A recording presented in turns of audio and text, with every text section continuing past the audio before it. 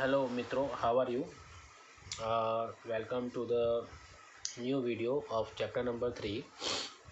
अभी last video में आप लोगों ने देखा होगा सीरीज़ कनेक्शन ऑफ रेजिस्टेंस, मतलब रेजिस्टेंस के हम सीरीज़ कनेक्शन जब करते हैं तो आंसर क्या मिलता है। अ सिंपल आंसर हमें मिला और वो आंसर कितना था, तो equivalent resistance R equal to R1 plus R2 plus R3।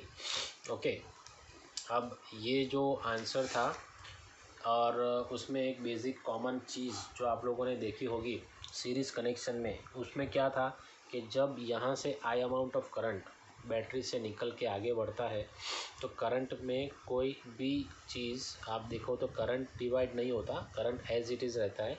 लेकिन जब पोटेंशियल डिफरेंस रेजिस्टेंस के आजू बाजू से मापा जाए, मेज़र किया जाए, तो पोटेंशियल डिफरेंस में हमें वेरिएशन मिला।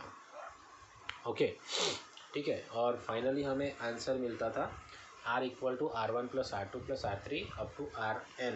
ओके, अब हम देखेंगे पैरेलल कनेक्शन ऑफ रेजिस्टेंस। ये भी एक इम्पोर्टेंट थियरी है।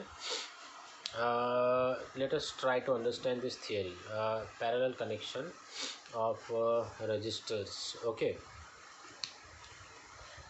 ठीक, देखो, if one end of two or more resistors are joined together, then such an arrangement is called parallel connection of resistors। Okay, in parallel connection voltage voltage remains same, okay, in all resistors and currents flowing through resistors are different। Okay, तो मतलब क्या हुआ कि last जो theory हमने देखी उससे पूरी की पूरी जो सिचुएशन थी वो उल्टा हो गई। Fine, the sum of currents in all resistors is equal to the current flowing in circuit through the battery. Okay, ये एक चीज़ हो गई। अब देखते हैं पैरेलल कनेक्शन किस तरह से होगा। ठीक है, अब देखिए हमारे पास अभी 3 रजिस्टर है, R1, R2, R3। ये R1, R2, R3 के आप जस्ट एक एंड देखो तो वो पॉइंट ए के ऊपर कनेक्शन में आएंगे सब, और सेकेंड एंड जो है वो पॉइंट बी के ऊपर कनेक्शन में आएंगे, और ए एंड बी जो एंड है वो सीधे सीधा बैटरी के साथ कनेक्शन में है। ठीक है, अब यहाँ से let us consider I be the amount of current emerging from the battery. अब ये करंट जैसे ए पॉइंट पर पहुंचेगा तो यहाँ से वो 3 पार्ट में डिवाइड होता है, I1, I2 और I3। ओके, और यहाँ से जैसे आगे बढ़ेगा तो ओम्स लॉ यहाँ पर अप्लाई होगा, और ओम्स लॉ अप्लाई होने के बाद हमें जो आंसर मिलेगा वो होगा equivalent equation of resistance for parallel connection. Fine, now let's see over here,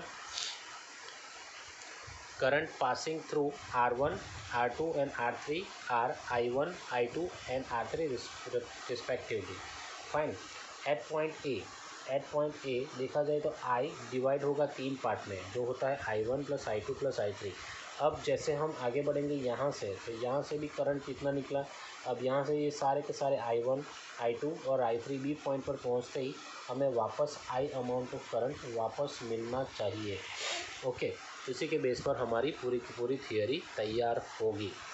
fine, आगे बढ़ते हुए ओम्स लॉ अप्लाई करेंगे हम अब R1 के ऊपर। अब R1 जो रेजिस्टेंस R1 है वहाँ पर ओम्स लॉ अप्लाई करो तो पोटेंशियल हमें मिलता है V1 equal to I1 R2।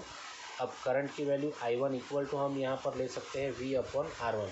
जैसे हमने देखा था लास्ट टाइम कि भाई पोटेंशियल डिफरेंस ए और बी पॉइंट टर्मिनल पर सेम मिलेगा यहाँ, इसीलिए यहाँ पर V की वैल्यू में हम चेंज नहीं करने वाले बिकॉज वो इक्वल है। ठीक है, अब R2 के ऊपर जो पोटेंशियल डिफरेंस मिलता है उसको हम कंसीडर करेंगे V2 equal to I2 into R2 जितना। ठीक है, will implies I2 equal to V upon R2। जैसे हमने यहाँ V2 लिखा था, बट जैसे हमें पता है कि भाई V1 equal to V2 equal to V3, तो इसीलिए मैंने यहाँ पर V किया हुआ है। आप लोग भी ये निकाल दो तो वो अच्छा रहेगा आपके लिए भी। ठीक है। अब similarly on R3 resistance potential difference will be I3R3। तो I3 की वैल्यू हमें मिलेगी V अपॉन I3 जितनी, मतलब हमें I1 I2 और I3 की वैल्यू मिल चुकी है, जिसको हम इक्वेशन नंबर 1 में अब सीधे सीधा सब्स्टिट्यूट कर देंगे।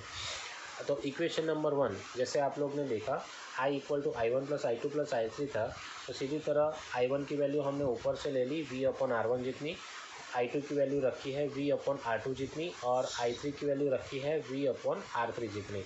अब V यहाँ से कॉमन ले लेंगे, सामने की तरफ भेजो तो I अपॉन V जितना हो गया equal to 1 upon R1 plus 1 upon R2 plus 1 upon R3।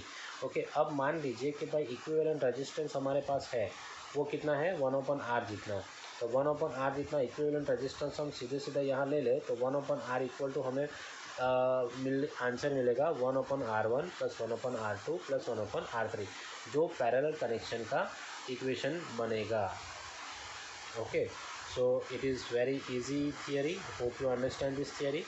Okay, in parallel connection, inverse of equivalent resistance is equal to the sum of inverse of all resistances, hence equivalent resistance is smallest than smaller resistance. Okay, मतलब equivalent resistance में हमें value कम मिलती है और series connection में हमें ज़्यादा value ज़्यादा मिलेगी। ये एक सिंपल थियरी थी, लेकिन याद रखिए सीरीज़ एंड पैरेलल कनेक्शन के जो इक्वेशंस हमें मिले हैं वो बहुत ही इम्पोर्टेंट इक्वेशन है। होप आपको पूरा का पूरा थियरी समझ में आया होगा और इसको आपको लेके चलना है। ठीक है, कोई डाउट है तो आप सीधे सीधा पूछ लीजिए, मैं आपको आंसर दे दूँगा जैसे फ्री होता हूँ। Till then, thank you very much, bye bye.